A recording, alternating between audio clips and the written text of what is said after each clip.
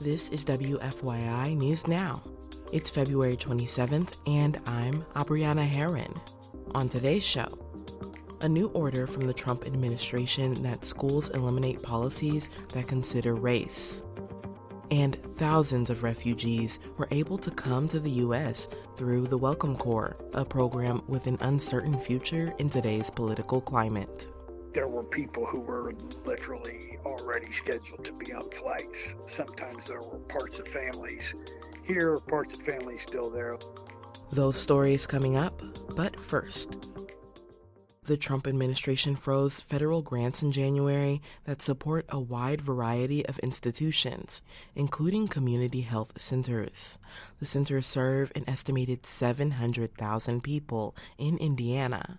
Most earn low incomes. Now, SideEffects Public Media's Ben Thorpe reports those centers say they face some uncertainty. Immediately following the federal freeze, several Indiana health centers said they weren't receiving funding, even after a judge blocked the move. Ben Harvey is with the Indiana Primary Healthcare Association, which represents over 40 federally qualified health centers statewide.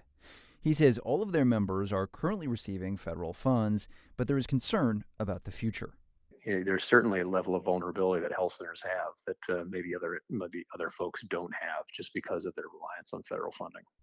Harvey says the centers rely heavily on federal grants. However, he does not believe the Trump administration will target community health centers for cuts. He says that centers save Indiana roughly $1 billion a year because they reduce ER visits and offer preventative health care. For Indiana Public Broadcasting, I'm Ben Thorpe. Indiana's K-12 schools and universities have until the end of February to eliminate policies that consider race in admissions, scholarships, and other aspects of student life, or risk losing federal funding. From WFYI's Education Desk, Rachel Fredette reports on this new order from the Trump administration. The Indiana Education Department is alerting schools to the potential consequences if they don't follow the new federal order, even as some say it's too vague. School districts like Indianapolis Public Schools are reviewing the guidance and seeking legal advice as needed. Colleges and universities are taking similar steps. This follows Governor Mike Braun's executive order to end DEI initiatives in state government. Braun says he wants to shift focus to merit-based considerations. When it comes to equity versus equality, to me that's simple. If you're focusing too much on equity, you're contriving outcomes through government. The U.S. Department of Education says on March 1st it will begin checking that schools end race-based programs. I'm Rachel Fredette. And for our final story today, thousands of refugees were able to come to the U.S. through the Welcome Corps, a program created under the Biden administration to help increase the number of refugees permitted to the country through the help of private sponsors. WFYI's Samantha Horton was there when some of the last families landed in Indiana, before the future of the program became unsettled.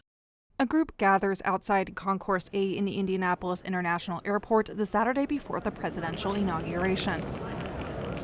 They're holding signs that read, "Welcome to America" and "Welcome to Indiana." The group is here to meet the Afghan refugees they are sponsoring. One of the sponsors, Teresa Tauris, says the group doesn't personally know the family arriving. We did not know them, but we have their pictures and we know a little bit about them, and we are very excited to get to know them. As the family exits the terminal, they are greeted by cheers and embraced by the group.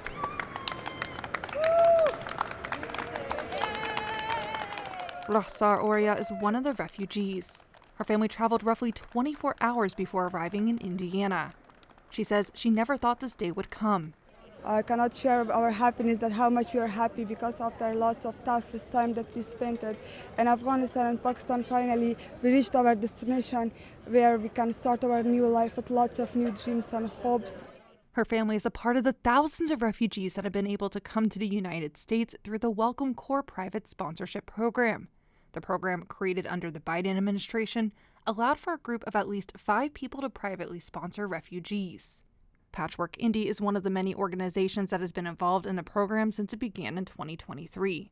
Over the past year, Director of Partnerships Aline Tumba's schedule has been packed with getting application paperwork filed and approved.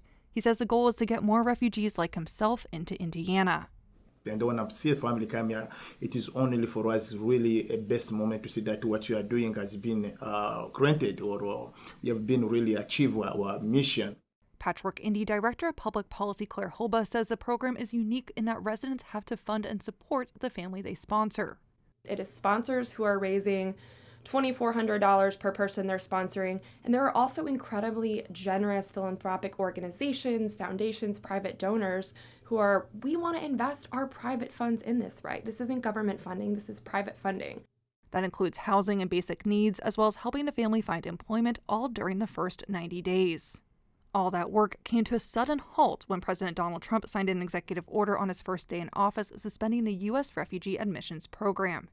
The indefinite pause was a gut punch to Patchwork Indy. CEO Bruce Garrison says one of the most difficult things he had to do was contact families about arrivals that are now uncertain when, if ever, will happen.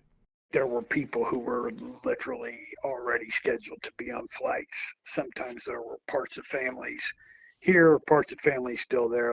Now the Trump administration has also begun to end some temporary protection statuses and other humanitarian parole programs. George Mason University law professor Ilya Somin says refugees that are in the country are not at risk of losing legal status currently, but the order does not allow the hundreds of refugees that had already been approved to come. My understanding is for people who are already in the U.S. with refugee status that they would not lose it, but under the Trump administration's new policy, it would be virtually impossible for anybody else to gain entry by that path, at least for the moment. Despite the national and state political rhetoric, Garrison says Indiana had the highest number of sponsors matching with refugees than any other state in the country.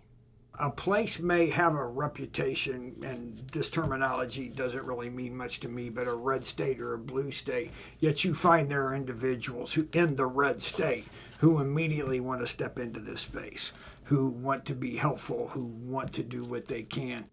For now, Garrison says the organization's work will focus on supporting refugees currently in Indiana, with the hope that one day they will be able to stand in the airport again, welcoming more refugees. I'm Samantha Horton. A federal judge this week blocked the order halting refugee admissions, saying it nullified congressional will. The Trump administration may file an emergency appeal.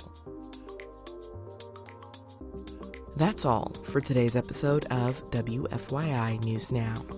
Our podcast is produced by Drew Daudelin and Zach Bundy, with support from the news team at WFYI and public media journalists across the state. Our news director is Sarah Neal-Estes, Kendall Antron produced our music, and I'm your host, Abriana Herron. If you like today's episode, remember to subscribe and share, and follow WFYI on Instagram, TikTok, Facebook, and YouTube to check in on our newsroom throughout the day. Thanks for listening. We'll be back tomorrow.